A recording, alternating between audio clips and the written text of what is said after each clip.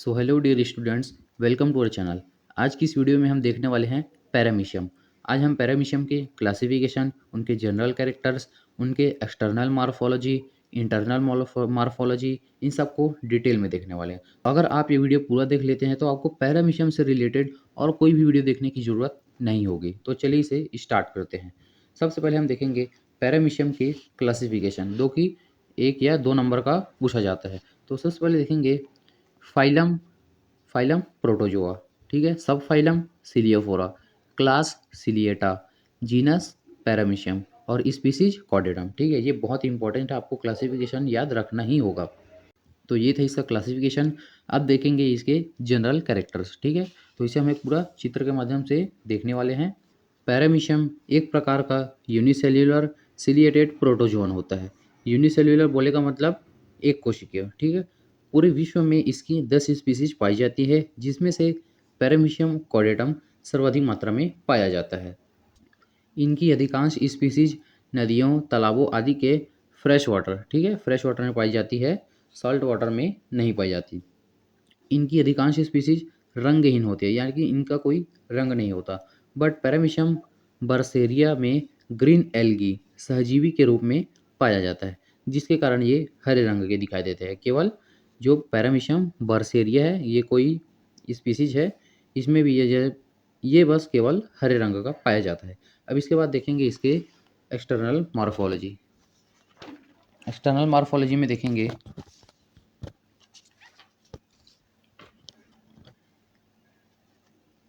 Paramecium एक unicellular microscopic animal है। इसकी विभिन्न जातियों की लंबाई 80 माइक्रोन से 350 माइक्रोन तक होती है, ठीक है।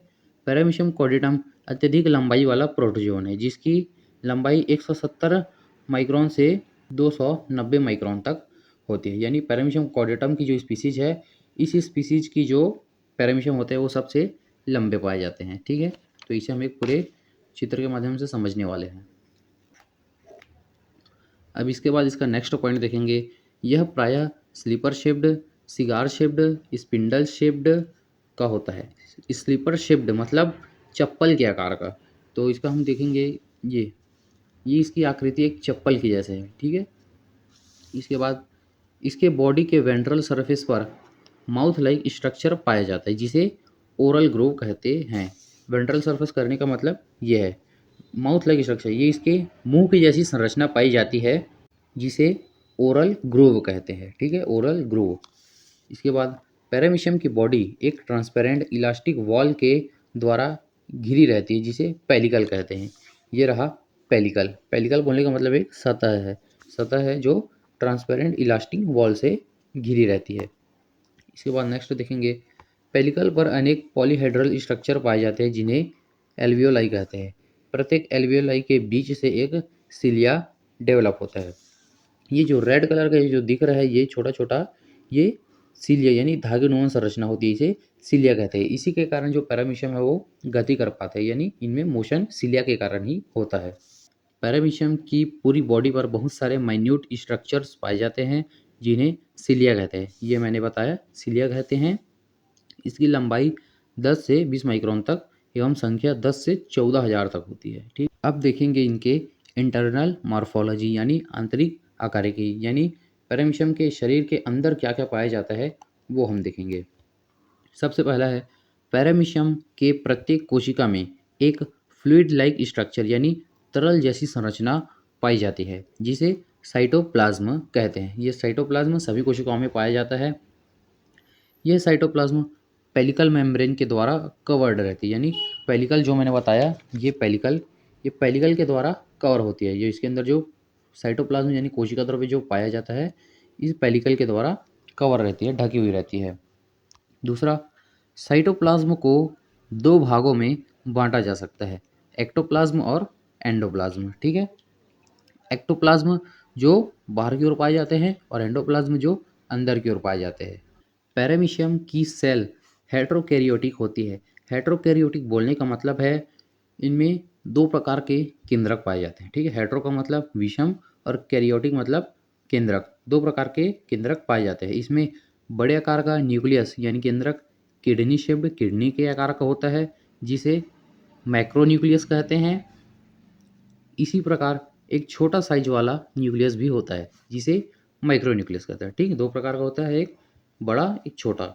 एक को माइक्रोन्यूक्लियस और एक को माइक्रोन्यूक्लियस कहते हैं। इसके बाद नेक्स्ट पॉइंट, पैरामीशियम सेल के साइटोप्लाज्म के एंडोप्लाज्म में दो कॉन्ट्रैक्टाइल वैक्यूल पाए जाते हैं तथा दोनों वैक्यूल अपने अपने पोजीशन अपर एंड लोअर में व्यवस्थित होते हैं।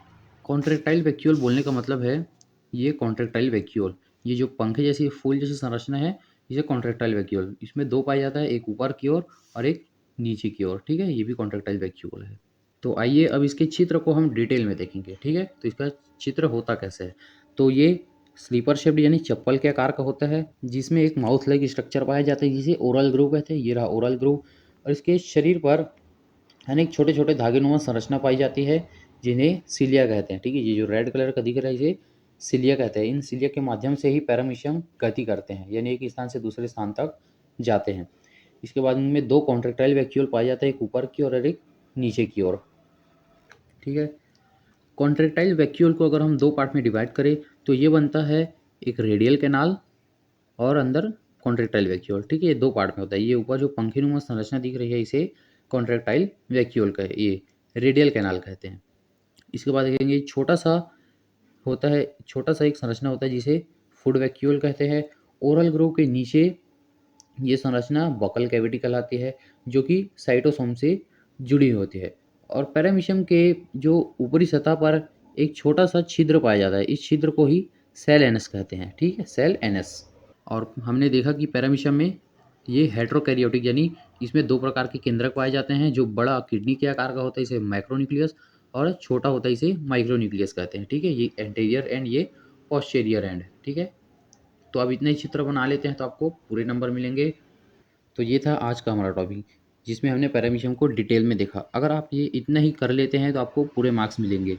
अगर आप 11th 12th या बीएससी फर्स्ट सेकंड या फाइनल ईयर के अगर स्टूडेंट्स हैं तो आप इस चैनल को फॉलो कर सकते हैं, हमें सब्सक्राइब कर सकते हैं क्योंकि इस चैनल में ऐसे ही ईजी नोट्स आते रहते हैं। तो अगर वीडियो अच्छी लगे तो वीडियो को लाइक करें और ऐसे ही नोट्स के लिए चैनल को सब्सक्राइब जरूर करें।